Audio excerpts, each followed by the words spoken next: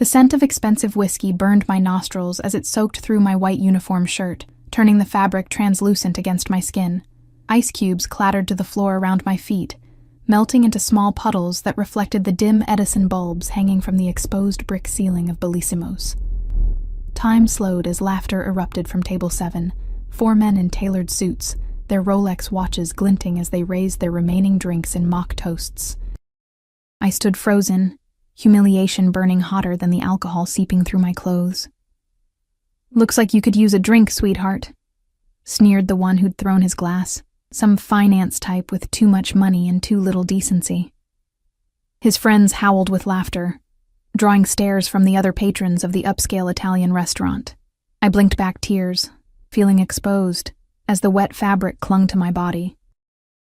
6 months at this job, 6 months of double shifts and sore feet, of memorizing wine pairings and enduring wandering hands from customers who thought a good tip entitled them to more than service. "I'm so sorry," I whispered, the automatic apology escaping my lips before I could catch it. That's what they'd reduced me to, apologizing for their cruelty. My hands trembled as I bent to gather the shattered glass, the sharp edges threatening to slice my fingers. The restaurant had fallen quiet except for the low murmur of uncomfortable witnesses and the continuing snickers from table 7. Riley, Marcos, the floor manager, appeared beside me, his voice low. "Go clean yourself up. I'll handle this." I nodded mutely and backed away, clutching my serving tray against my chest like a shield. As I retreated toward the staff bathroom, I caught a movement at the corner of my eye. Someone watching from the shadowed booth in the back corner. I'd noticed him earlier, of course, the kind of man who commands attention without seeking it. Dark suit, perfectly tailored to broad shoulders, no tie, just the top button of a crisp white shirt undone, revealing a sliver of tanned skin. He sat alone, a single tumbler of amber liquid untouched before him, observing the room with casual intensity. What struck me most were his eyes. Dark and calculating beneath perfectly arched brows. They hadn't left me all evening, following as I moved between tables, making me fumble water pitchers and nearly drop a tray of appetizers. There was something predatory in that gaze, something that made my skin prickle with awareness. Now those eyes were fixed on table 7, his expression unreadable in the dim light. Something cold settled in my stomach at the sight. Not fear, exactly. Something deeper, more instinctive, like spotting a wolf in the forest and knowing you've already been seen. In the cramped staff bathroom, I dabbed at my shirt with paper towels, the material sticking to my skin in embarrassing transparency. My reflection stared back at me, pale face flushed with humiliation, blonde hair falling loose from its practical bun, blue eyes rimmed with unshed tears. "Pull it together, Riley," I whispered to myself. "You need this job." The truth hung heavy around my neck. Rent due in 3 days, a refrigerator holding nothing but condiments and a half-empty carton of milk, and the persistent calls from collection agencies about medical bills I couldn't pay. My father's cancer treatments had drained what little savings I'd managed to scrape together waiting tables since dropping out of college to care for him. Now he was gone, leaving me with nothing but debt and the hollow echo of an empty apartment. I twisted my hair back into a tight bun, splashed cold water on my face, and straightened my shoulders. 6 more hours on my shift. I could endure anything for 6 hours. When I emerged, Marcos met me with a clean shirt from the lost and found box. "Those guys at 7 settled their bill and left," he said, not quite meeting my eyes. "Big tip. Meaning management wouldn't be asking them not to return, regardless of how they'd treated staff." I nodded, unsurprised. Money talked at Bellisimo's, and people like me just served at dinner. I changed quickly and returned to the floor, my professional smile plastered back in place, though it felt brittle around the edges. The dining room had resumed its normal hum of conversation and clinking silverware. Table 7 was empty now, littered with crumpled napkins and half-eaten entrees. As I approached to clear it, I noticed something unusual. The dark-eyed man from the corner booth was gone too. The night dragged on, my humiliation fading into the background noise of aching feet and mental calculations about which bills I could postpone another week. By closing time, I was running on autopilot, rolling silverware into napkins for tomorrow's service while the other servers counted their tips. "Hey, Riley." Marcos appeared at my side, holding out an envelope. "Someone left this for you." I frowned, taking the plain white envelope. "A customer?" He shrugged. "The guy from booth 19. The corner one?" My pulse quickened as I slid my finger under the flap. Inside was a stack of crisp $100 bills. More money than I made in 2 weeks. "What the hell?" I whispered, quickly tucking the money back into the envelope when I caught Sophia, another server, watching with undisguised curiosity. "There's a card," Marcos said, pointing to a small rectangle of heavy cream cardstock that had fallen onto the counter. In elegant black script, it read simply, "For the dry cleaning. AV." "Who is AV?" I asked, but Marcos just shrugged again. "Never seen him before tonight, but whoever he is, he ordered our most expensive whiskey and didn't touch it. Left a $1,000 tip too." I stared at the envelope in my hand, unease creeping along my spine. This was too much money for dry cleaning a cheap uniform shirt. Way too much. What did this stranger want from me? Outside, the October night had turned cold, a cutting wind sweeping between the tall buildings of downtown. I pulled my thin jacket tighter around me, wishing I'd had the foresight to bring a scarf. The restaurant was in the business district, largely deserted at this hour, except for the occasional late-night office worker hurrying toward the parking garages. I headed for the bus stop 3 blocks away, my footsteps echoing on the empty sidewalk. The weight of the envelope in my purse seemed to grow heavier with each step. Common sense told me to return it, that no one gave away money without expecting something in return. But another voice, the one that remembered my empty refrigerator and looming eviction notice, whispered that maybe, just maybe, this was the stroke of luck I desperately needed. The sound of an engine purring to life made me jump. A black Bentley with tinted windows had pulled away from the curb half a block ahead. I hadn't even noticed it parked there, which seemed impossible, given how out of place such luxury looked in this neighborhood after dark.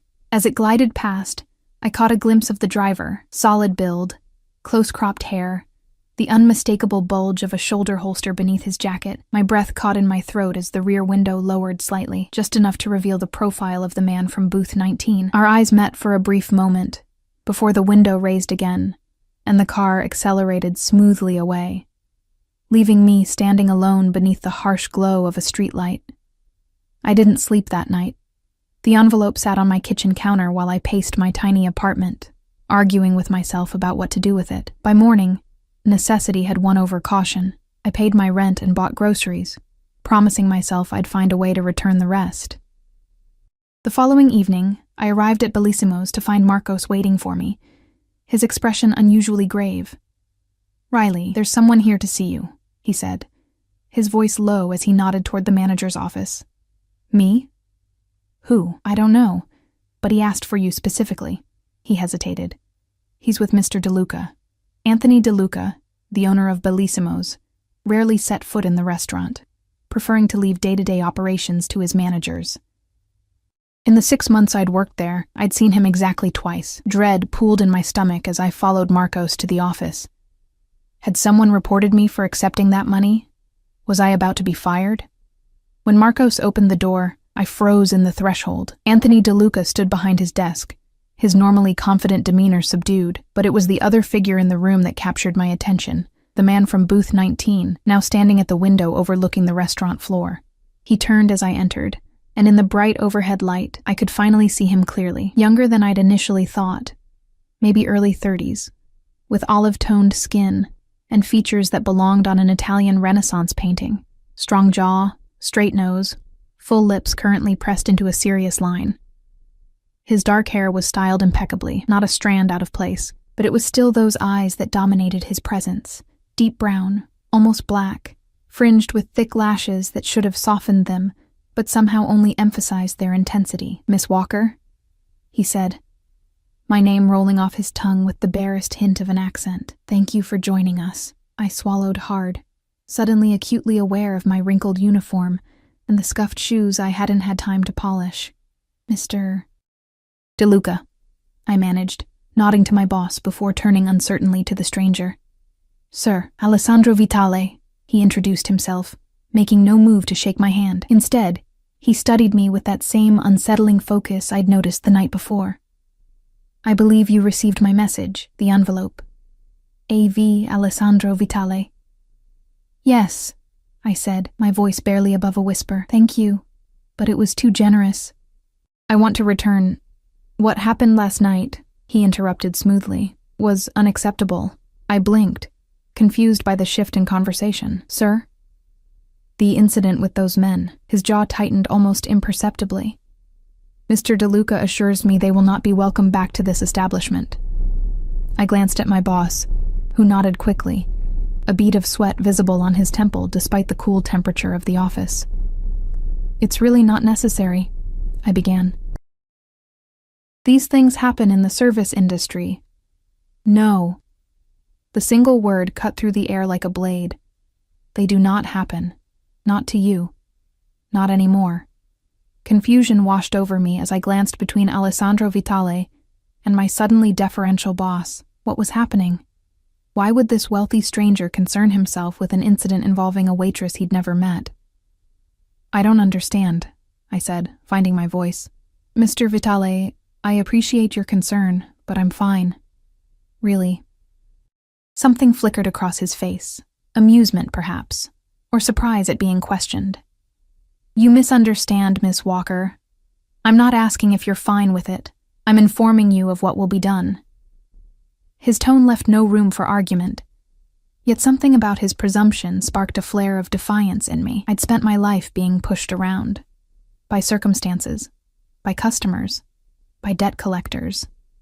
I straightened my shoulders, meeting his gaze directly. "With all due respect, sir, it's not your place to make that decision." The room fell deathly silent. Mr. DeLuca's eyes widened in alarm, and he took a half-step forward as if to physically place himself between me and Alessandro. But Alessandro's expression didn't darken with anger as I'd expected. Instead, his lips curved into a small, appreciative smile that transformed his severe features, revealing a dimple in his left cheek that seemed utterly at odds with his intimidating presence. "Interesting," he murmured, more to himself than to me. Then, louder, "Anthony, give us a moment. It wasn't a request." Mr. DeLuca nodded quickly and exited, closing the door behind him with a soft click that somehow felt like the ceiling of a tomb. I suppressed a shiver, suddenly aware of how alone I was with this man who could apparently make my boss jump with just a look. Alessandro moved to the desk, gesturing for me to sit in one of the chairs across from him. When I remained standing, that almost smile appeared again. "Please," he said, the words softening his command into something that sounded like politeness. I sat, perching on the edge of the chair, my hands folded tightly in my lap to hide their trembling. "You're not from here," he observed, taking the seat across from me. Not a question, but a statement. "Wisconsin originally," I answered, unsure why I was sharing even this small detail. "Small town you've never heard of, and what brought you to Chicago, Riley Walker?" The way he said my name, like he was tasting it, sent an involuntary shiver down my spine. "My father got sick," I said simply, not wanting to dredge up the painful details for a stranger. "I came to be with him, for treatment at Northwestern Memorial." Understanding flickered in those dark eyes. "And now?" "Now he's gone," I said, the words still raw even after 6 months. "And I'm still here." Alessandro nodded once, as if I'd confirmed something for him. "You work 2 jobs, this one, and morning shifts at the cafe on Michigan Avenue." My blood ran cold. "How do you know that?" Instead of answering, he reached inside his suit jacket and withdrew a slim leather wallet. From it, he produced a business card and slid it across the desk to me.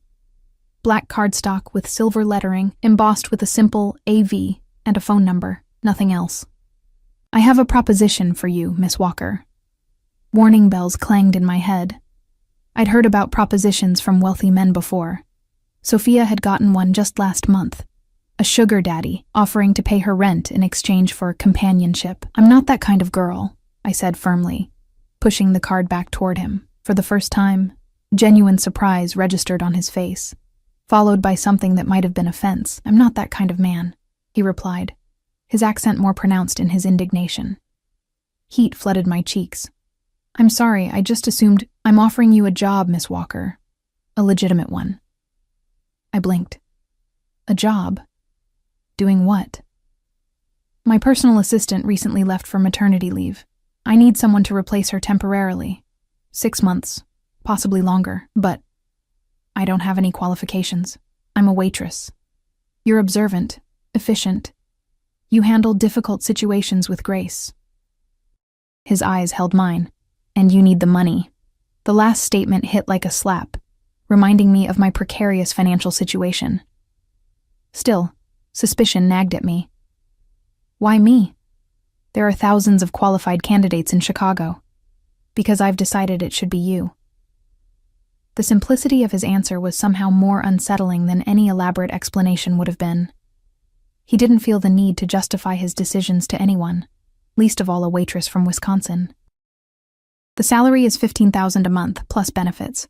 A car and driver at your disposal. An apartment in my building, should you wish it." I nearly choked. $15,000? A month? His expression didn't change. "Is that insufficient?" A hysterical laugh bubbled up in my throat. "That was more than I made in half a year." "No, it's fine." "Good." He stood, buttoning his suit jacket with a casual elegance that spoke of a lifetime of privilege. "You begin tomorrow. My driver will collect you at 7 a.m. "Wait," I protested, rising quickly. "I haven't accepted yet." Alessandro paused, studying me with that penetrating gaze that seemed to see through my skin to the desperation beneath. "Haven't you?" The question hung in the air between us, honest in a way that stripped away pretense. We both knew I couldn't afford to refuse. My father's medical bills alone. What would I have to do? I asked finally. Manage my schedule, coordinate with my security team, handle correspondence. He listed the duties as if they were perfectly ordinary tasks that justified an extraordinary salary. Nothing beyond your capabilities. Something about this didn't add up. Men like Alessandro Vitale didn't pluck random waitresses from obscurity for high-paying positions. There was more to this story, more that he wasn't telling me. "Who are you, really?" I asked softly. A ghost of that dimpled smile appeared again. "Someone who repays debts, Miss Walker. You'll come to understand that about me." "What debt?" "We've never met before last night." Alessandro stepped closer, close enough that I could smell his cologne. Something expensive and subtle, with notes of cedar and bergamot. "Your father," he said quietly. "Thomas Walker. He was a good man." The floor seemed to shift beneath me. "You knew my dad?" "We had business together many years ago. He did me a service I never properly repaid." His eyes softened fractionally. When I recognized his daughter, I knew I had my chance to make it right. "You recognized me?" I whispered, disbelief flooding through me. "How?" "You have his eyes." Alessandro's gaze lingered on my face. The same shade of blue, determined, honest. Tears pricked at the corners of my eyes. My father had never mentioned knowing anyone like Alessandro Vitale. What kind of business could a high school science teacher from Wisconsin possibly have had with this clearly powerful man?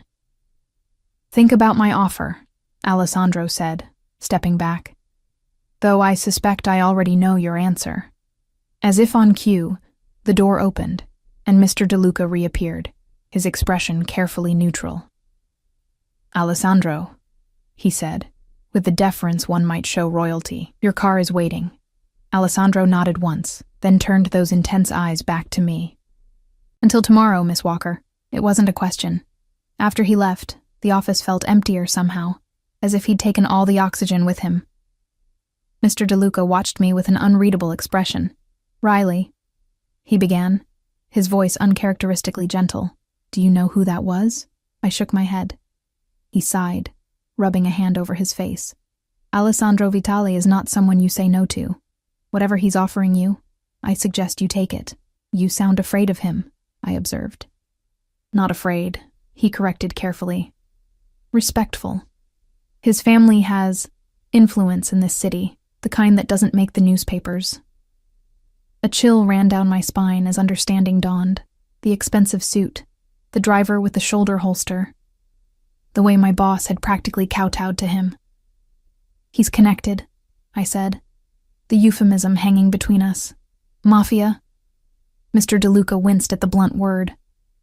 "Old Italian families prefer business interests. But yes, the Vitalis have been a force in Chicago since Prohibition. Alessandro is, well, let's just say he's important." My head spun with this new information.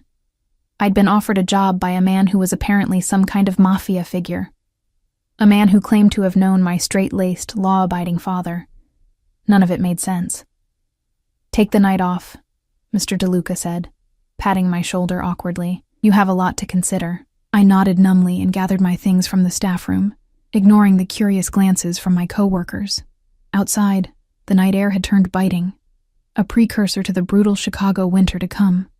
As I walked to the bus stop, my mind raced.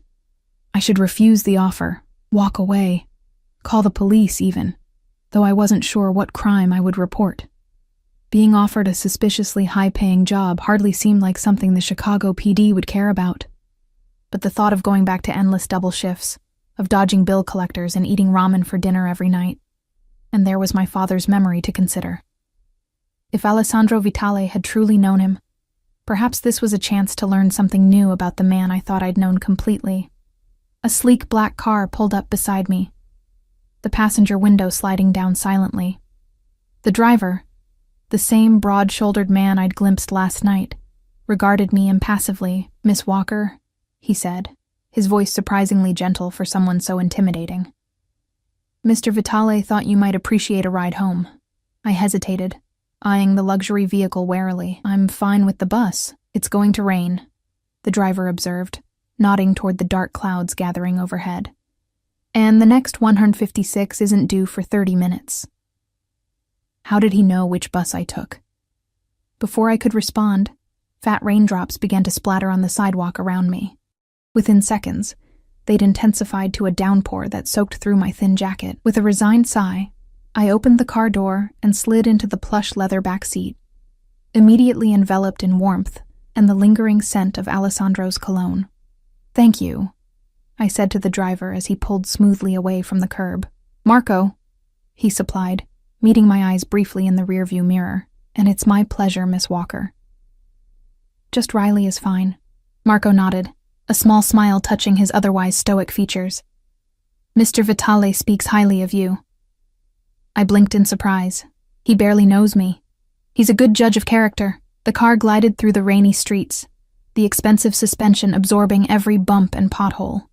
Through the tinted windows, I watched the city transform from the gleaming business district to my considerably less glamorous neighborhood. "May I ask you something, Marco?" He inclined his head slightly, keeping his eyes on the road. "What kind of man is Alessandro Vitale, really?"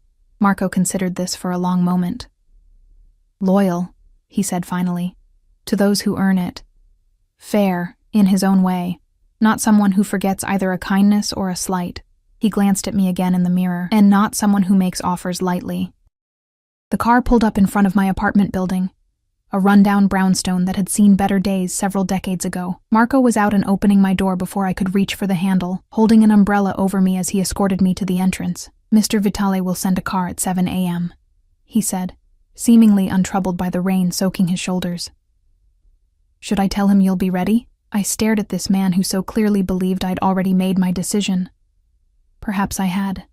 "Yes," I said finally. "I'll be ready."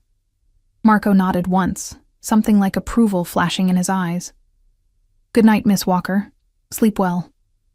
Back in my cramped apartment, I sank onto my second-hand couch, Alessandro's business card clutched in my fingers. The sleek black cardstock seemed to absorb the dim light from my single lamp. I'd just agreed to work for a man who was, by all indications, involved in organized crime, a man who knew my father somehow. A man who looked at me with an intensity that made my skin burn. What had I gotten myself into? My phone buzzed with a text from an unknown number. "I look forward to our partnership, Miss Walker. AV." I stared at the screen, wondering how he'd gotten my number, then laughed at myself. Of course, Alessandro Vitale could get a waitress's phone number. He probably had my entire life history at his fingertips. Instead of frightening me, the thought brought an odd sort of relief. After months of being invisible, of struggling alone, someone saw me, even if that someone was a dangerous man with unclear intentions. I texted back a simple, "Until tomorrow." As I prepared for bed, my father's voice echoed in my memory. "Be careful the debts you incur, Riley girl. The most dangerous ones are those you don't know you're taking on." I wondered, as sleep finally claimed me, what debt I might be incurring now, and what Alessandro Vitale would ultimately expect in payment. The car arrived at precisely 7 a.m., not a minute earlier or later. Marco stood on my doorstep, immaculate in his black suit despite the early hour, holding an umbrella against the persistent drizzle. "Good morning, Miss Walker," he greeted me, his expression professionally neutral as he took in my appearance. I'd agonized over what to wear, settling finally on the one business-appropriate outfit I owned, a navy pencil skirt and cream blouse I'd worn to my father's funeral, paired with sensible black heels. My blonde hair was pulled back in a sleek ponytail, and I'd applied minimal makeup, aiming for professional rather than glamorous. "Is this appropriate?" I asked hesitantly as Marco opened the car door for me. A ghost of a smile touched his lips. "Mr. Vitale appreciates punctuality and preparedness. You've demonstrated both." Not quite an answer, but I slid into the back seat anyway, clutching my worn leather purse like a lifeline. We drove north, away from my neighborhood, and toward the gleaming high-rises of the Gold Coast. The rain-slicked streets reflected the early morning light, the city transforming from gritty to glamorous with each passing block. "May I ask where we're going?" I ventured after several minutes of silence. "Vitale Tower," Marco replied. "Mr. Vitale maintains offices on the top floor and a residence on the penthouse level." I'd seen the building from afar, an elegant spire of glass and steel overlooking Lake Michigan.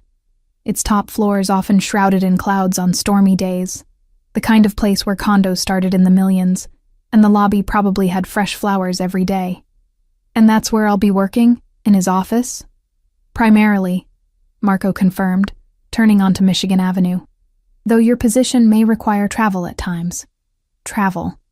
I'd never been farther from home than Chicago, had never even owned a passport. The prospect was simultaneously terrifying and thrilling. We pulled into an underground parking garage beneath the tower, bypassing the public entrance for a private elevator that required Marco's fingerprint and a key card to access.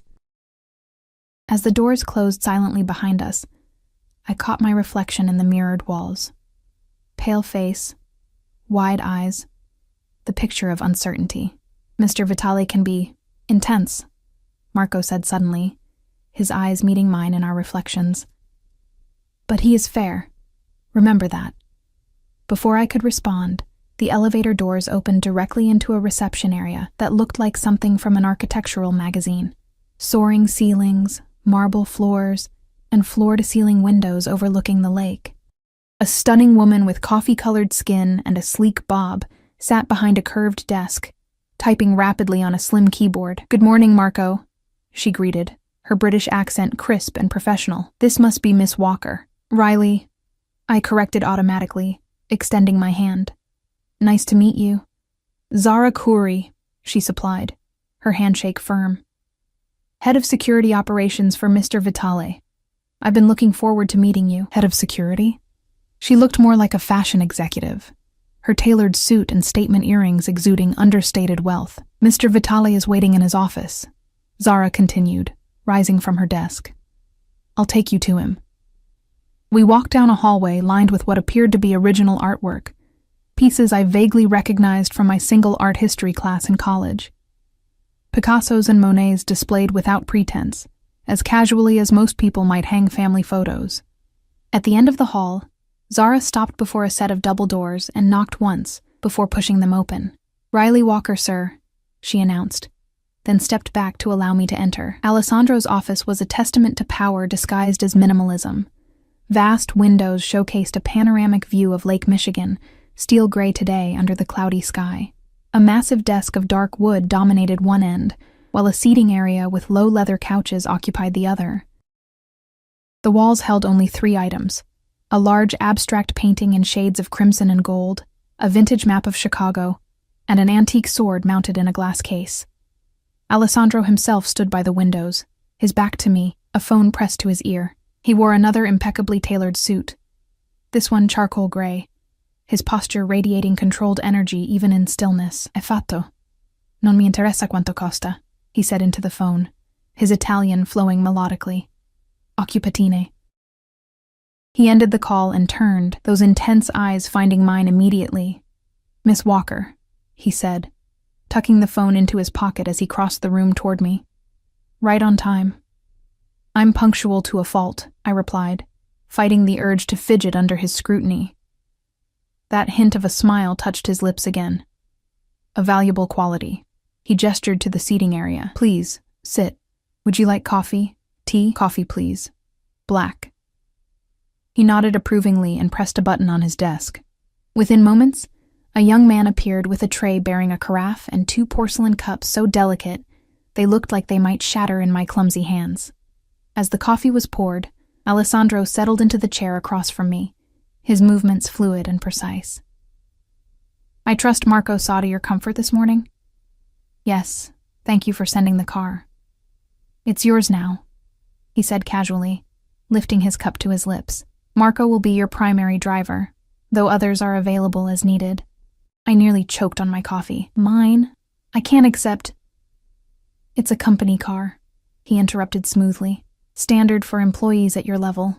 Nothing more, my level. As if I'd earned this position through merit, rather than being plucked randomly from a restaurant floor." "About that," I said, setting my cup down carefully. "I still don't understand what exactly you expect me to do. I have no experience as a personal assistant." "Your responsibilities will be straightforward initially," Alessandro replied. "Managing my calendar, coordinating with my team, handling personal matters that require discretion." He studied me over the rim of his cup. "You're an intelligent woman, Miss Walker. You'll learn quickly." The compliment, delivered so matter-of-factly, caught me off guard. "Thank you," I murmured, "but I still don't understand why me." "What you said about my father will be explained in due time," he finished, his tone making it clear the subject was closed for now. "Today, Zara will acquaint you with our security protocols and systems. Tomorrow, we begin in earnest." I wanted to press him, to demand answers about my father, but something in his expression warned against it. Instead, I nodded, taking another sip of what was possibly the best coffee I'd ever tasted. "There is one more matter," Alessandro said, reaching into his jacket to withdraw an envelope. "Your advance." He slid it across the coffee table toward me. I opened it hesitantly to find a check for $30,000, 2 months' salary. "I haven't earned this yet," I protested. "Consider it a signing bonus to settle any outstanding matters. My father's medical bills. Of course he would know about those. I've taken the liberty of having your things moved to an apartment in this building," he continued, as if he hadn't just handed me a small fortune. "The 27th floor. It seemed prudent, given your new position, to have you close at hand." Anger flared suddenly in my chest. "You had no right to make that decision for me." For the first time, I saw surprise register on his face, quickly masked. "You prefer your current accommodations?" "That's not the point," I said, heat rising to my cheeks. "You can't just rearrange my life without asking. I'm your employee, not your possession." Something dangerous flickered in his eyes. Not anger, exactly, but a coldness that made my skin prickle with warning. "In my experience, Miss Walker, people generally appreciate having their problems solved." "Not when it makes them feel powerless," I countered, meeting his gaze despite the rapid beating of my heart. "Not when it comes with strings attached that haven't been made clear." Alessandro leaned forward slightly, the movement subtle, but somehow threatening in its intensity. "Let me be clear then. I'm offering you a chance to start fresh, to leave behind the debt and struggle, to honor your father's memory by accepting help he would have wanted you to have." His voice dropped lower. "The only string, as you put it, is your loyalty while in my employ." A heavy silence fell between us, weighted with unspoken implications. I sensed I was at a crossroads, that whatever I decided in this moment would irrevocably alter the course of my life. "My father was an honest man," I said finally. my voice barely above a whisper. Whatever he did for you, it wasn't illegal. He wouldn't have crossed that line. Alessandro's expression softened fractionally. Your father saved my life, Miss Walker. At considerable risk to his own. That's a debt that can't be repaid with mere money. My breath caught. What? How? Before he could answer, a sharp knock interrupted us. Zara appeared in the doorway, her expression apologetic. I'm sorry to interrupt, sir, but the Rossi situation requires your immediate attention. Alessandro's face hardened instantly, all traces of our personal conversation vanishing behind a mask of cool authority. Of course. He rose smoothly to his feet. Miss Curry will show you to your office and begin your orientation. We'll continue our discussion later. Just like that, I was dismissed, left with more questions than answers, and a check that could change my life if I was willing to accept it. Zara led me to a smaller but still elegant office adjacent to Alessandro's. This will be your workspace, she explained, gesturing to the sleek desk equipped with the latest technology. The door to your right connects directly to Mr. Vitale's office for convenience. And privacy, I observed, noting the lack of windows in the connecting wall. Zara's lips curved in a knowing smile. Mr. Vitale values discretion above all. She settled into a chair across from my desk. Now, let's discuss security protocols. Your position places you in Mr. Vitale's inner circle, which comes with certain risks. Risks? I echoed, though I could guess her meaning. Mr. Vitale has business rivals, she said diplomatically. People who might see those close to him as leverage. Your safety is now a priority for our security team. The implication was clear. By accepting this position, I was stepping into a dangerous world. One where waitresses could become targets simply by association. That's why he wanted me to move into the building, I realized. For security. Zara nodded.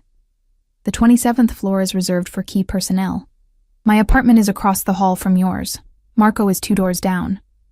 A gilded cage, then. Protection that doubled as surveillance. The rest of the day passed in a blur of information. Security codes, emergency protocols, communication systems, and an introduction to the sleek tablet that would serve as my primary work tool. By afternoon, my head was spinning with new names and procedures. That's enough for today, Zara said finally, checking her watch. Marco will show you to your apartment tomorrow, 7 a.m. sharp. Marco appeared as if summoned, his expression unreadable as he escorted me back to the elevator. We rode in silence to the 27th floor, where he led me to a door marked 2703. Your keycard will access only this floor, the garage level, and the office suite, he explained, handing me a slim card embossed with the Vitale logo. For security reasons, of course, I murmured, too overwhelmed to argue. When Marco opened the door to my apartment, I froze in disbelief. The space before me was larger than my entire previous apartment building. An open-concept layout with soaring ceilings, floor-to-ceiling windows, and furniture that looked straight out of a design magazine. This can't be right, I whispered. Mr. Vitale insisted you have one of the corner units, Marco said, as if that explained everything. Your personal belongings have been unpacked in the bedroom.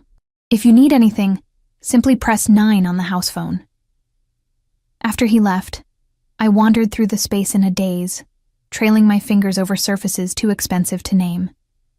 In the bedroom, I found my meager possessions, the few photos of my father, my small collection of well-worn books, my clothes hanging in a closet larger than my old kitchen. The contrast was jarring, my shabby life transplanted into this luxury like a weed among orchids. On the bedside table lay a small box, with a note in now familiar handwriting, for emergencies, AV. Inside was a sleek smartphone, already activated and programmed with a handful of contacts. Alessandro, Zara, Marco, and something simply labeled security. As I sat on the edge of the absurdly comfortable bed, the events of the past 24 hours crashed over me like a wave. I'd gone from struggling waitress to the personal assistant of a man who was, by all indications, deeply embedded in Chicago's criminal underworld. A man who claimed to owe my father a life debt. A man whose dark eyes followed me with an intensity that bordered on possessive. My phone, my old phone, buzzed with a text from Sophie. Where are you? DeLuca says you quit? I stared at the message, unsure how to respond. How could I explain what had happened when I barely understood it myself? Before I could decide, the new phone chimed with its own message. I hope the apartment meets your needs. Dinner, my penthouse, 8 p.m. We have much to discuss. AV. Not a request, not even a question. I glanced at the clock. 6:30 p.m. 90 minutes to prepare for dinner with Alessandro Vitale, a dinner where, presumably, he would finally explain his connection to my father and what exactly he expected from me in return for his generosity. I showered quickly in the luxurious bathroom, trying not to become distracted by the multiple shower heads and imported toiletries. After wrapping myself in the softest towel I'd ever touched, I faced the closet dilemma. Nothing I owned seemed appropriate for dining with a man like Alessandro. As if anticipating this problem, a section of the closet held clothes I'd never seen before. Designer pieces with tags still attached, in exactly my size. The presumption should have angered me, but exhaustion had dulled my indignation to a distant throb. I selected a simple black dress that seemed the least ostentatious of the options, paired with low heels I could actually walk in. After drying my hair and applying minimal makeup, I studied my reflection critically. The woman in the mirror looked like a stranger, someone polished and put together, someone who might belong in Alessandro Vitale's world, but the fear in her blue eyes gave her away. At precisely 7:55, a soft knock announced Marco's arrival to escort me to the penthouse. As the private elevator ascended to the top floor, I took deep breaths to calm my racing heart. Mr. Vitale values honesty, Marco said suddenly, breaking our usual silence, even when it's uncomfortable. Before I could ask what he meant, the doors opened onto an entry foyer more suitable to a mansion than an apartment. Alessandro stood waiting, having exchanged his business suit for dark trousers and a crisp white shirt, open at the collar. The casual elegance of his attire somehow made him more intimidating, not less.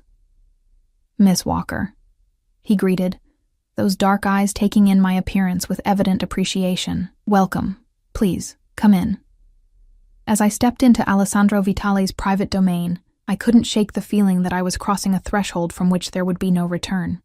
Alessandro's penthouse was a study in understated wealth, soaring ceilings, museum-quality art, and panoramic views of Chicago's skyline now glittering against the night sky.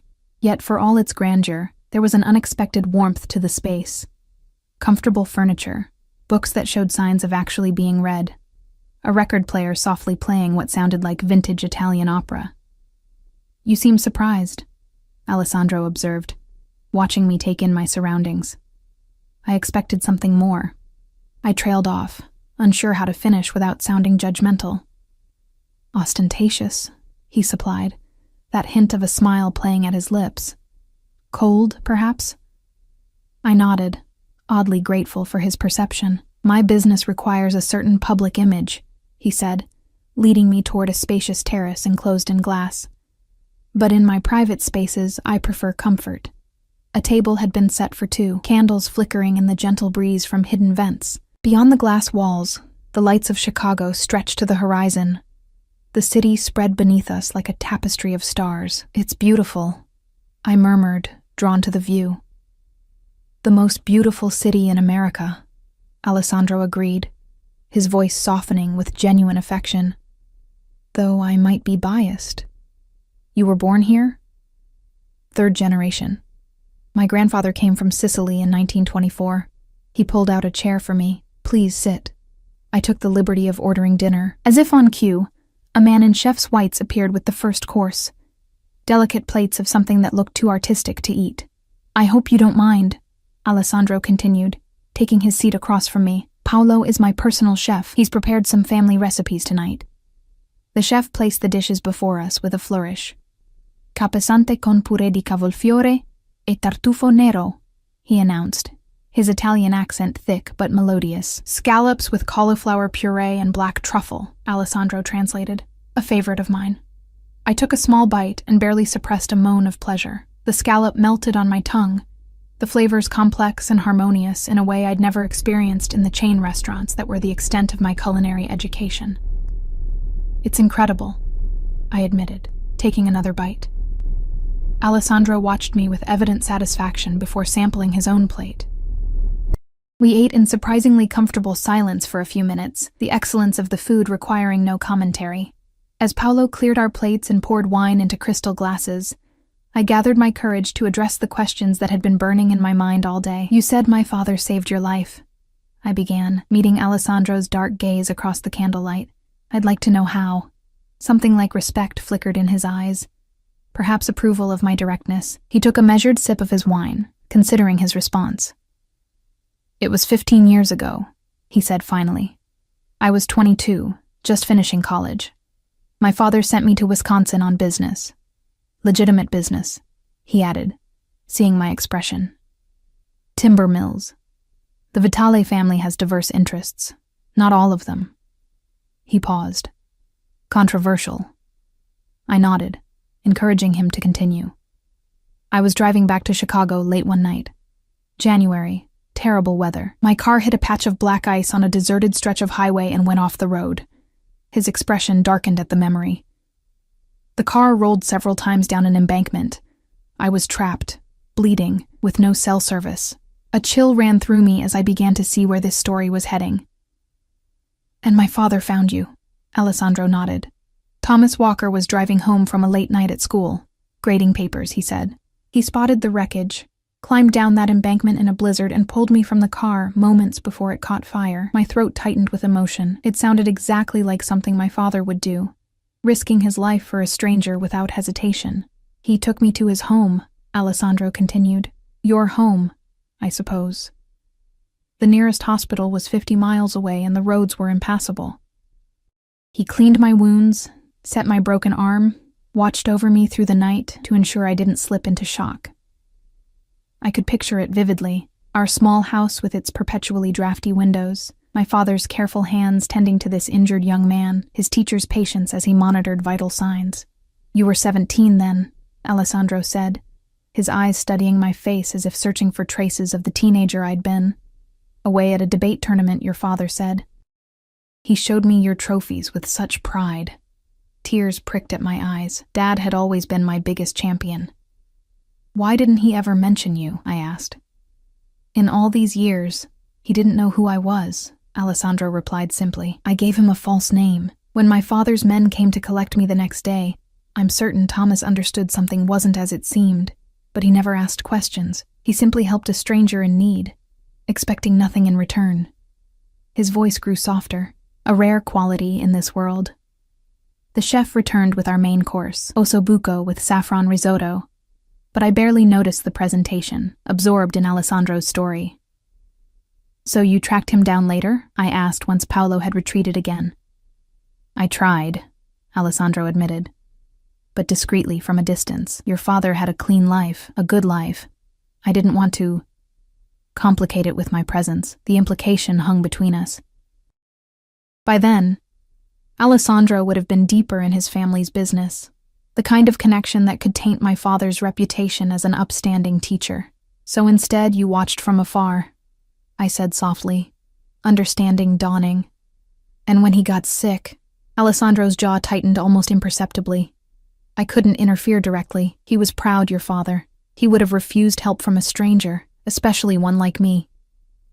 A shadow crossed his features, but I made sure the best specialists were always available to him, that certain medical bills disappeared. My mind raced back to the mysterious insurance adjustments that had reduced some of Dad's astronomical hospital bills, adjustments the hospital administrators had never been able to explain satisfactorily. "That was you," I whispered. He inclined his head slightly in acknowledgement. "It was little enough, compared to what I owed him, and now you're... what? Transferring that debt to me?" I couldn't keep the edge from my voice. "Is that what this job is about? Paying off a debt to a dead man?" Alessandro's expression hardened, and I immediately regretted my harsh tone. But instead of anger, his response held a surprising vulnerability. "When I saw you in that restaurant," he said quietly, "being humiliated by those men not fit to breathe the same air as Thomas Walker's daughter, something shifted in me." He chose his words carefully, as if navigating unfamiliar emotional territory. "I recognized an opportunity to honor a debt, yes, but there's more to it than that." His eyes held mine with an intensity that made my breath catch. You showed the same courage as your father that night, the same dignity in the face of cruelty. It affected me. The admission seemed to cost him something. A crack in the armor of control he wore so effortlessly. I found myself wanting to reach across the table, to touch his hand in reassurance, but restrained myself. "So, this job is real?" I asked instead. "Not just charity or obligation?" "The position is genuine," he confirmed, seemingly grateful for the shift to more practical matters. "My previous assistant, Claudia, is indeed on maternity leave. The salary is standard for her position. Your duties will be exactly as I described." Relief washed through me, though uncertainty still lingered. "And after the 6 months, when she returns?" Something unreadable flickered in his eyes. "We'll reassess then. Perhaps you'll find you have a talent for this work. Or perhaps you'll have saved enough to pursue other opportunities. Finish your degree, perhaps." The thought was tempting. Returning to the education I'd abandoned to care for my father, building a future on my own terms. But something about Alessandro's expression suggested he wasn't being entirely forthcoming. "And what about your other business interests?" I asked carefully. "Will I be involved in those too?" Alessandro's face closed like a shutter. "My personal assistant manages my legitimate affairs only, Miss Walker. You needn't concern yourself with other matters." The distance created by his sudden formality was palpable, a warning, perhaps, about boundaries I shouldn't cross. Paolo appeared again to clear our plates and serve dessert, a delicate panna cotta with fresh berries. As he worked, I noticed how he kept his eyes averted from Alessandro, his movements efficient but anxious. Everyone around Alessandro seemed to exist in a state of respectful fear. Everyone except me, it seemed. Once we were alone again, Alessandro's manner softened. "I've made you uncomfortable. That wasn't my intention. I'm still trying to understand where I fit in all this," I admitted. "One day I'm serving drinks, the next I'm dining in a penthouse with a man who's essentially a stranger, yet somehow connected to my past. It's disorienting. Understandable." He reached for the wine bottle, refilling my glass with practiced ease. "Perhaps we should start with simpler things then. Tell me about yourself, Riley Walker." The use of my first name, spoken in that slight accent, sent an unexpected shiver down my spine. "What do you want to know?"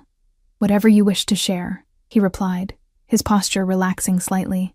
"Your dreams, your regrets, the person you were before life intervened."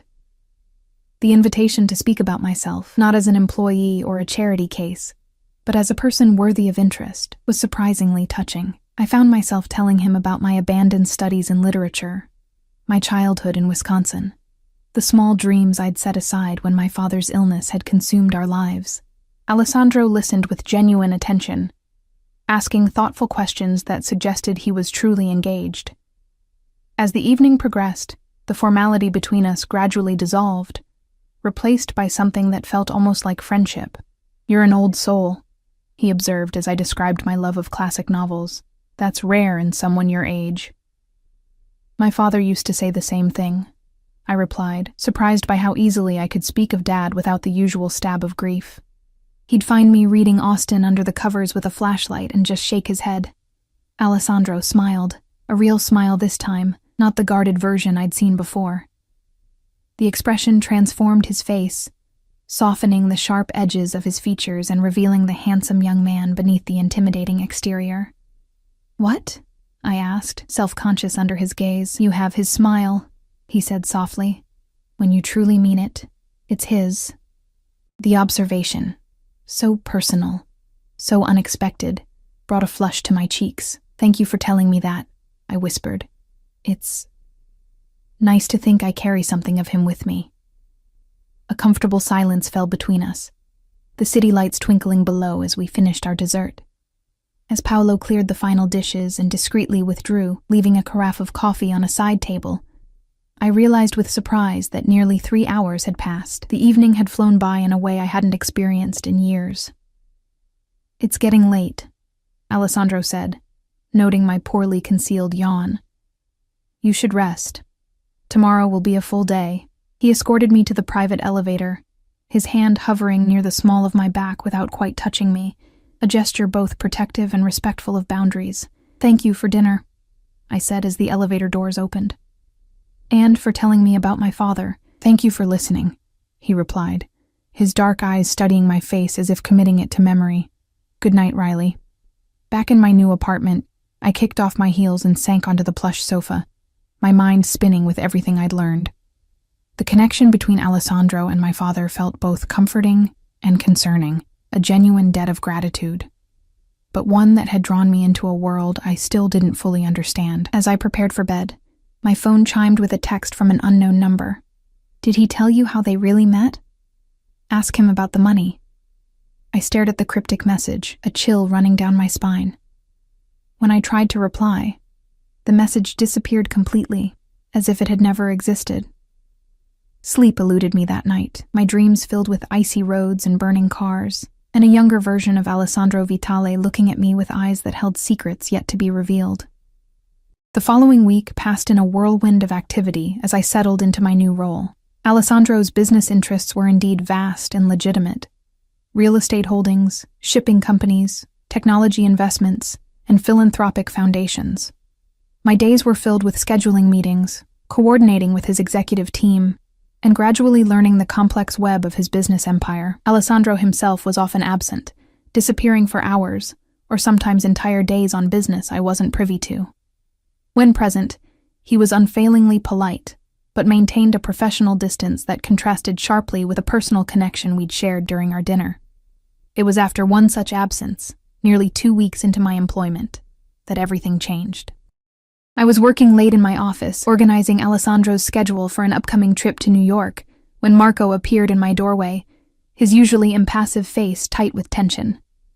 "Miss Walker," he said, his voice low and urgent. "Mr. Vitale needs you. Now." The elevator ride to the garage level was silent, Marco radiating a coiled energy that set my nerves on edge. In the parking area, a different black car waited, larger than usual, with windows tinted so dark they appeared opaque. "What's happening?" I asked as Marco opened the rear door. "Mr. Vitale will explain," was all he said, gesturing for me to get in. Alessandro sat in the far corner of the back seat, shadows obscuring his face. As my eyes adjusted to the dimness, I gasped involuntarily. His white shirt was stained with what could only be blood, his right hand wrapped in a makeshift bandage. "Alessandro," I breathed, instinctively reaching for him. "What happened? Are you hurt?" "It's not my blood," he said, his voice eerily calm. "Not mostly." The car pulled away from the curb, Marco driving with one hand, while the other rested near what I now recognized as a holstered gun beneath his jacket. "I need your help, Riley," Alessandro continued, his eyes finding mine in the darkness. "No questions. Can you do that for me?" I should have been frightened, should have demanded to be taken back to the tower, to the safe, legitimate world I'd been carefully kept within. Instead, I found myself nodding, a strange calm settling over me as I reached for his injured hand. "Tell me what you need." The car sped through the darkened streets of Chicago, taking turns with practiced precision that suggested Marco was deliberately avoiding main roads. Alessandro watched me with an intensity that made my skin prickle with awareness. "There's a first aid kit under the seat," he said, his voice controlled despite the obvious pain he was in. I retrieved the surprisingly comprehensive medical kit and gently unwrapped the blood-soaked handkerchief from his hand. The cut was deep across his palm, still seeping blood despite what appeared to be a hasty attempt to close it. "This needs stitches," I said, examining the wound in the dim light. "We should go to a hospital."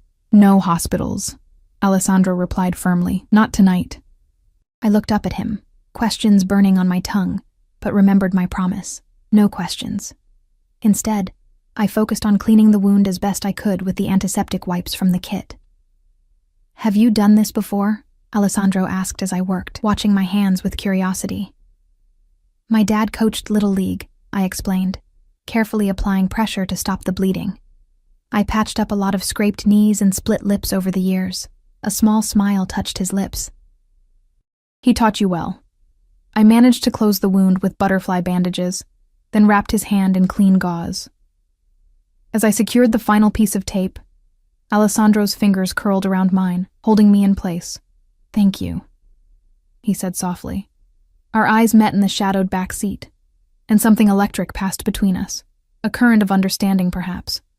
Or something deeper. The house is secure, sir, Marco announced, breaking the moment as he pulled the car through an ornate gate that opened automatically at our approach. We had arrived at what appeared to be a large estate on the outskirts of the city, a sprawling mansion set back from the road, surrounded by manicured grounds and a high perimeter wall.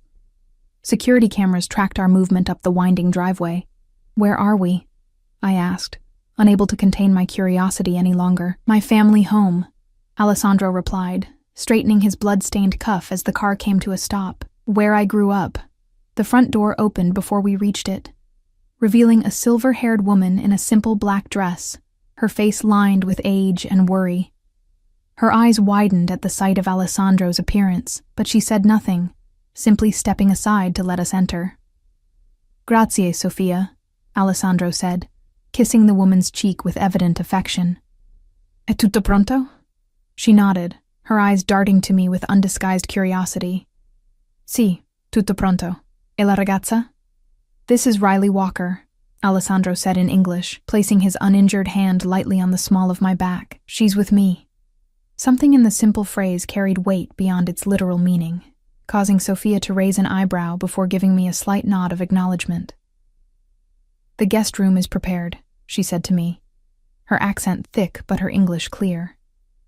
If you'll follow me, she stays with me, Alessandro interrupted, his tone brooking no argument. Sophia's eyes widened fractionally, but she merely nodded again. As you wish. I'll bring fresh clothes. Alessandro led me through the mansion, a study in old-world opulence, with marble floors, antique furniture, and oil paintings of stern-faced men who shared Alessandro's strong features and penetrating gaze. Ancestral portraits, I realized, generations of Vitales. We entered what appeared to be a study, its walls lined with leather-bound books, and its center dominated by a massive desk of carved mahogany. Alessandro went straight to a cabinet in the corner, pouring himself a generous measure of amber liquid before turning to me. Drink? I shook my head. I think I need a clear head right now. He nodded, respecting my decision, and downed his own drink in a single swallow.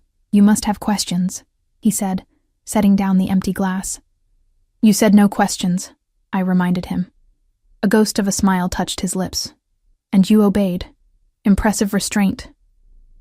I'm full of surprises. His expression softened, revealing that rare, genuine smile that transformed his face. Yes, you are. Sophia returned with a stack of clothing, placing it on a side table before withdrawing silently. Alessandro picked up a simple black dress and offered it to me. It was my sister's, he explained. She's about your size. I accepted the garment, suddenly aware of the specks of blood that had transferred to my own clothes while tending to his hand. Where can I change? He pointed to a door on the far side of the study. Through there. The adjoining room was a luxurious bathroom, with marble fixtures and soft lighting that made even my haggard reflection look somewhat presentable. I changed quickly, the black dress fitting surprisingly well, if a bit loose around the waist. After washing Alessandro's blood from my hands, I stared at my reflection, barely recognizing the woman who stared back. 2 weeks ago, I'd been a waitress living paycheck to paycheck. Now I was standing in a Mafia boss's family mansion, wearing his sister's clothes after bandaging a wound that had clearly come from some kind of violent encounter. What was I doing here? What invisible line had I crossed? And could I ever step back across it? When I returned to the study, Alessandro had also changed into a fresh shirt and was sitting behind the desk, his bandaged hand resting on the polished surface. He looked up as I entered, his eyes traveling over me in the borrowed dress. Better? He asked. I nodded, hovering uncertainly near the door. Come, sit, he said, gesturing to a chair across from him. I owe you an explanation. I approached cautiously, settling into the leather chair that seemed to swallow me in its depth.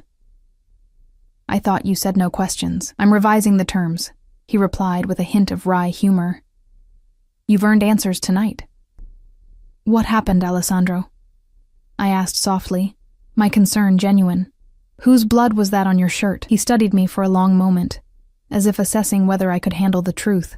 There are people in this city who would challenge what my family has built, he said finally. People who don't understand the rules of respect, of territory. And one of these people attacked you? His expression darkened. They attacked a business under my protection. A restaurant in Little Italy. The owner has paid for my family's protection for 30 years, never missed a payment, never caused trouble. I thought of Bellissimo's and Mr. DeLuca's obvious deference to Alessandro. A protection arrangement, then, the classic Mafia stereotype made real. They hurt this restaurant owner? I asked, trying to understand. They hurt his daughter, Alessandro corrected, his voice hardening to steel. 19 years old, home from college for the weekend. They wanted to send a message to me through my business associates. Horror washed through me. Is she? She'll recover, he said grimly. And those responsible have been dealt with. The implication hung heavy in the air between us. I should have been frightened, should have been running for the door. Instead, I found myself asking, "How did you cut your hand?" A flicker of surprise crossed his features, perhaps at the practical nature of my question rather than moral outrage. "Broken glass," he said after a moment. "Things got messy." I nodded, absorbing this information with a calmness that should have disturbed me. "Why bring me here? Why involve me at all?" Alessandro leaned forward, his dark eyes intense. "Because I needed to know." "Know what?" "If you would run," he said simply. "If you would see the reality of who I am, of what I do, and turn away." Understanding dawned. This was a test. He didn't deny it. "I've shown you only the legitimate side of my business until now. But that's not the complete picture of who I am, Riley. I needed to know if you could accept the whole truth." "And if I couldn't?" I asked, my voice barely above a whisper. "If I ran?" Something dangerous flickered in his eyes. "I would have let you go, set you up somewhere far from Chicago, with enough money to start fresh, but I would have had to ensure your silence." A chill ran down my spine at the implicit threat, but strangely, I wasn't afraid. Perhaps I should have been. "Is that still an option?" I asked. Walking away? Pain flashed across his features, so brief I almost missed it. "If that's what you want, yes. Despite what you might think of me now, I'm not in the habit of forcing people to stay where they don't wish to be." I considered his words carefully, searching my heart for the answer. The sensible part of me screamed to take the offer, to run as far from Alessandro Vitale and his dangerous world as possible. But another part, a part I barely recognized, whispered that running would mean returning to the invisibility of my old life. Here, with him, I was seen.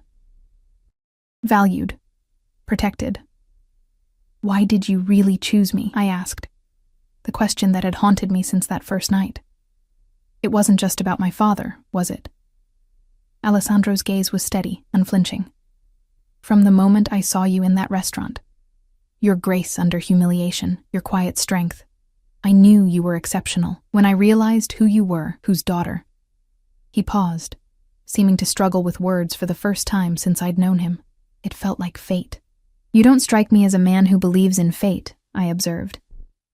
A small smile touched his lips. "Perhaps not. But I do believe in recognizing opportunity when it presents itself."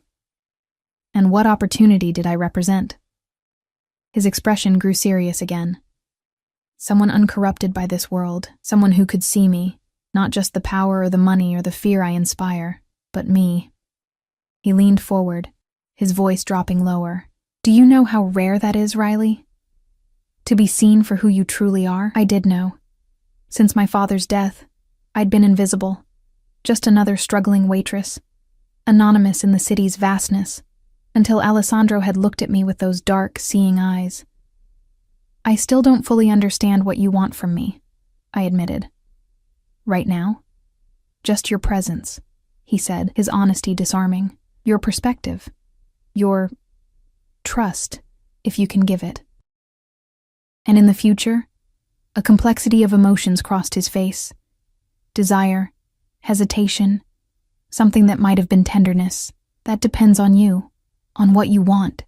The air between us charged with unspoken possibilities. I should have been overwhelmed, confused by the rapid evolution of our relationship. Instead, I felt strangely clear-headed, as if the events of the night had burned away pretense and left only truth behind. "I want to understand your world," I said finally. "All of it, not just the parts you think I can handle." Surprise registered in his eyes, followed by what looked like admiration. "It's a dangerous world, Riley. Once you step fully into it, there's no going back to the life you had before." "I know," I said softly. "But I think that life ended the moment you walked into Bellissimo's." Alessandro rose from his chair and circled the desk slowly, coming to stand before me. With gentle fingers, he tilted my chin up, forcing me to meet his gaze. "There would be rules," he said, his voice low and serious. "For your protection, for both our sakes." I nodded, my heart racing at his proximity. "You would need to trust me, even when you don't understand my decisions." "I could try," I whispered. Something softened in his eyes. "That's all I can ask." Slowly, telegraphing his intentions to give me time to pull away, he lowered his face to mine. The kiss was gentle at first, questioning, not demanding. When I responded, lifting my hands to his chest, it deepened, becoming something hungry and possessive that made my knees weak with sudden desire. When we finally broke apart, both breathing harder, Alessandro rested his forehead against mine. "I've wanted to do that since the first moment I saw you," he confessed, his voice rough. "Even when I was covered in whiskey," I teased, trying to lighten the intensity of the moment. He laughed softly, the sound rumbling through his chest beneath my palms. "Especially then. You looked like an avenging angel, all wounded dignity and quiet strength." A knock at the door interrupted the moment. Alessandro straightened, his expression quickly composing itself into its usual mask of control. "Enter," he called, though he didn't step away from me. Marco appeared in the doorway, his face professionally blank despite the scene he had clearly interrupted. "Sir, your father is on the line. He says it's urgent." Alessandro nodded once. "I'll take it in here. That will be all for tonight, Marco." After Marco withdrew, Alessandro turned back to me with a regretful expression. "Duty calls," he said, brushing a strand of hair from my face with unexpected tenderness. "We'll continue this conversation tomorrow." "I'll hold you to that," I replied, surprised by my own boldness. His eyes darkened with something that made my pulse quicken. "I'm counting on it." As I prepared to leave the study, Alessandro caught my hand, pulling me back for one more brief, fierce kiss. "Stay in the house tonight," he murmured against my lips, "for safety." I nodded, understanding that the night's events had likely made me a potential target as well. "Where?" "Sophia will show you to a room," he said, releasing me reluctantly. "Rest. Tomorrow begins a new chapter for us both." That night, lying in a guest room more luxurious than any hotel I'd ever seen, I reflected on the irrevocable choice I seemed to have made. By staying, by accepting Alessandro's world and his kiss, I had stepped onto a path very different from the one I'd imagined for myself. Yet strangely, it didn't feel wrong. Perhaps this had been inevitable from the moment Alessandro Vitale had seen me, truly seen me, across that restaurant floor. 6 months later, I stood on the balcony of Alessandro's penthouse, our penthouse now, watching the summer sunset paint the Chicago skyline in shades of gold and crimson. Strong arms encircled my waist from behind, and I leaned back against Alessandro's solid warmth. "Penny for your thoughts," he murmured, pressing his lips to the curve of my neck. "I was thinking about the night we met," I admitted, turning in his embrace to face him, "when those men threw their drinks on me." A shadow crossed his face at the memory. "They regretted that decision deeply, I assure you." I raised an eyebrow. "You never did tell me what happened to them." "Let's just say they learned the importance of respecting service workers," he replied with a dangerous smile that still made my heart skip, "and the consequences of disrespecting a Vitale." The surname still gave me pause sometimes, not because I regretted taking it 3 months ago in a small, private ceremony overlooking Lake Michigan, but because of the weight it carried in this city. Riley Vitale, wife of Chicago's most powerful man, a position that came with both privilege and peril. "Any regrets?" Alessandro asked, reading my expression with the uncanny perception that had drawn me to him from the beginning. I considered the question honestly. The past months had been a crash course in Alessandro's world, the legitimate businesses, and the shadowy operations that sustained them. I had watched him shift seamlessly between devoted lover and ruthless enforcer, had seen both his capacity for tenderness and his unflinching brutality toward those who crossed him. I had also seen his loyalty to family, his unexpected generosity toward those under his protection, his unwavering commitment to the codes that governed his life. He was a complex man, neither the monster outsiders might paint him to be, nor the sanitized businessman he presented to the legitimate world. "No regrets," I said finally, meaning it, "though I still wish you'd told me sooner about my father, about how he really saved you." Alessandro's expression softened. "I wasn't sure you were ready to hear that your father had been working as an accountant for my family when he found those discrepancies, that he'd risked everything to warn my father about the embezzlement that would have led to federal investigation. He always did have an overdeveloped sense of honor," I said, with a sad smile, thinking of the man who'd raised me, the high school teacher who had apparently moonlighted as a mob accountant to make ends meet after my mother died, a secret life I never suspected. "As does his daughter," Alessandro observed, lifting my hand to press a kiss to the platinum wedding band on my finger, though perhaps with a more flexible interpretation of what's honorable. I laughed softly. "I think Dad would understand. He always said the truest morality comes from loyalty to those you love, not from abstract rules. A wise man," Alessandro agreed. "I wish I could have known him better. He would have liked you," I said, surprising myself with the certainty I felt once he got past the whole Mafia boss thing. Alessandro chuckled, the sound warming me from within. "Your father saved my life twice, you know. Once on that icy road, and again with that warning about the books. In doing so, he gave me the greatest gift of all." His dark eyes held mine with intensity. "He gave me you." As the sun dipped below the horizon, casting the city into twilight, I stood in my husband's embrace and reflected on the strange path that had led me here. From invisible waitress to the wife of Chicago's most feared and respected man, from a life of quiet desperation to one of dangerous passion. They had thrown whiskey on a waitress to mock her, not knowing she was destined to become a Mafia boss's wife. Their cruelty had been the catalyst for a transformation none of them could have imagined. Least of all me. Alessandro's lips found mine in the gathering darkness, his kiss still holding the power to make me forget everything but the heat between us. "Come inside," he murmured against my mouth. "The night is just beginning." As I followed him into our home, I silently thanked whatever twist of fate had brought Alessandro Vitali into Bellissimo's that night, and whatever courage had allowed me to accept the dangerous, exhilarating life he offered. Some choices appear to trap you, only to reveal themselves as the key to a freedom you never knew existed. In choosing Alessandro, in choosing this life, I had finally found where I belonged. Not as a possession or a trophy, but as an equal partner to a man who saw me for exactly who I was and wanted me anyway. In the end, perhaps that was the greatest power of all.